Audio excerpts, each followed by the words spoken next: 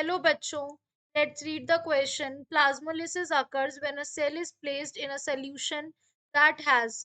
In this question, the key concept is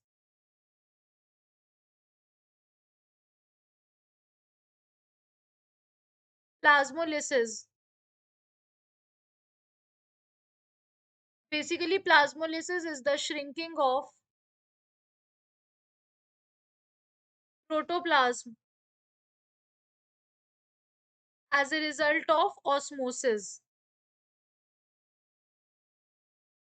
और ये कब होता है? ये होता है हाइपरटोनिक सोल्यूशन में।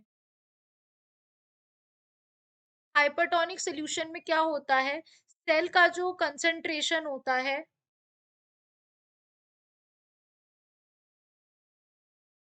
वो हाई होता है, और जो सराउंडिंग का कंसंट्रेशन होता है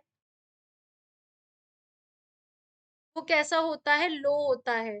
तो बेसिकली इस सिचुएशन में क्या होता है? इस सिचुएशन में ऑस्मोसिस जब होता है तो उस दौरान पे क्या होता है? ऑस्मोसिस में high concentration to low concentration water molecules का मूवमेंट होता है, from high concentration to low concentration. ठीक है, तो इससे क्या होगा? सेल का जो साइज है वो रिड्यूस हो जाएगा, क्योंकि सेल के अंदर का पानी जो है वो बाहर सराउंडिंग में निकल गया, जिससे जो सेल का जो साइज होता है वो क्या हो जाता है? रिड्यूस हो जाता है।